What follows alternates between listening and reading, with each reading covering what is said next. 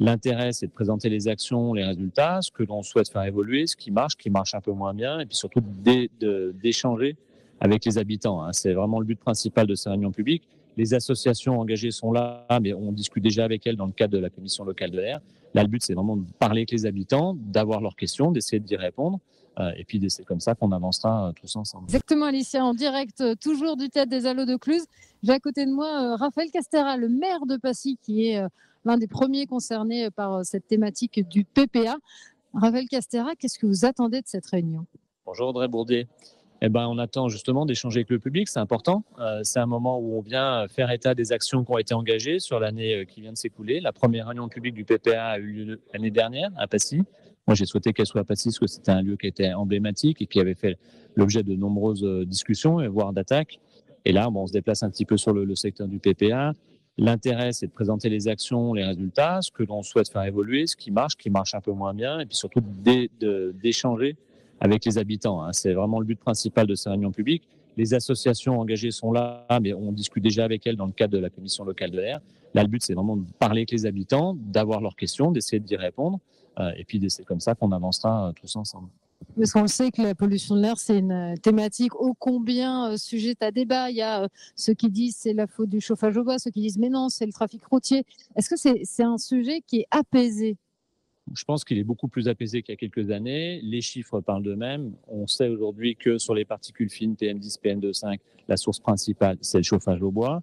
C'est plus de 65% des émissions. On sait que c'est principalement concentré pendant les périodes hivernales notamment, de même que le benzoapyrène, qui est un autre polluant pour le coup très dangereux. C'est toujours pareil, ça dépend de quel polluant on parle.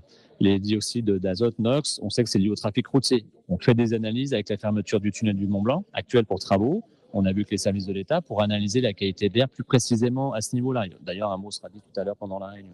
Donc voilà, ça dépend de quel polluant on parle. Aujourd'hui, ce que l'on constate, c'est que les actions mises en place fonctionnent. Depuis 2013, c'est 162 tonnes de PM10 qui ont été économisées grâce au fonds Airbois, 158 tonnes au niveau des PM2,5, c'est 8,8 millions d'investissements et 5400 foyers convertis. On n'est encore pas à l'objectif, c'est pour ça qu'on a souhaité le prolonger, qu'on renforce les actions, la communication, on décline, mais moi j'ai bon espoir qu'on parvienne à atteindre nos objectifs. Et puis ce qui est intéressant, ce qui s'est présenté ce soir, c'est une étude de gisement.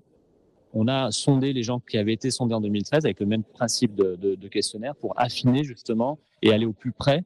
On voit qu'on plafonne un petit peu en termes de demande au niveau du fonds Airbois et on aimerait aller au plus près des besoins des gens qui en ont vraiment besoin.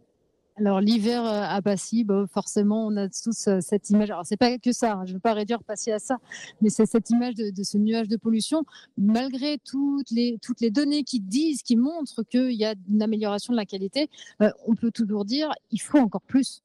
Il faut encore plus, c'est ce que l'on dit, tous, on le porte, les 41 communes, le préfet, c'est clair. Aujourd'hui, personne se cache derrière son petit doigt. Encore une fois, les résultats sont bons, la qualité de l'air s'améliore largement depuis 2013. La pollution ne s'arrête pas aux frontières des communes. Donc, quand on voit la vallée de l'Arve, c'est de la même manière pour la vallée de Cluse, notamment, et toutes les vallées alpines. On a tous la même problématique. Donc, la pollution ne s'arrête pas aux frontières. Il y a des communes qui font un peu plus. C'est le cas de Passy. On a doublé fonds Airbois. Ça fonctionne bien. On souhaite prolonger cette étape, bien entendu. Mais après, il faut aussi réfléchir d'une manière globale sur l'aménagement du territoire. Donc, on a pour ça le SCOT, le schéma de cohérence territoriale. On est en train de discuter avec les 4 intercommunalités sur l'avenir de nos territoires, l'aménagement commercial, quelle densification urbaine, quelle croissance démographique. Tout ça est lié. L'élite touristique, il faut quand même bien tenir compte de l'évolution de la population et de la fréquentation également. Donc voilà, c'est une vision globale qu'il faut porter avec les bons outils. Et avec les bons interlocuteurs, parce qu'il y a énormément de dossiers. Il y en a certains qui disent il faut fermer GL Carbone, il faut fermer l'incinérateur, l'aire de régulation, faut la mettre à Cluse. C'est pas si simple. Il n'y a qu'à Faucon, si ça marchait, on le saurait tous. Aujourd'hui, c'est pas le cas. Et GL Carbone a fait d'énormes investissements en 2017-2018 et ça fonctionne bien. Ils ont bien réduit leurs émissions. Ils travaillent beaucoup en interne, notamment sur l'eau. Ils consomment beaucoup d'eau. Ils ont drastiquement réduit leur consommation d'eau. Il y a encore des efforts à faire sur le diffus, mais aujourd'hui, l'entreprise fait part de la démarche. Ils sont assez rigoureux là-dessus. Moi, j'ai rencontré le PDG allemand la semaine dernière. Il y a une vraie volonté d'avancer. Donc, moi, je suis assez rassuré de ce côté-là. Après, l'aire de régulation des poids lourds qui se trouvent à Passy sur le secteur de la ville. J'ai engagé une démarche auprès de la TMB, des services de l'État et du ministre des Transports Clément Beaune. On a échangé plusieurs courriers. Il y a une difficulté de gestion de cette aire parce qu'elle dépend du GEIE Donc, franco-italien, le statut est en train d'évoluer. Donc, l'ATMB récupérera la pleine gestion. Après, il faut trouver un site qui soit à la fois pas trop distant du tunnel du Mont Blanc.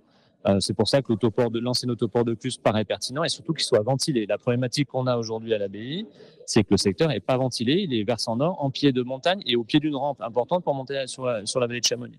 Donc voilà, ça prendra du temps. On en est bien conscient. En tout cas, les démarches sont engagées. J'espère qu'on trouvera une issue. Raphaël Cassara, le maire de Passy, merci beaucoup d'avoir été notre invité. Voilà, donc toujours en direct du Théâtre des Allos de Cluse.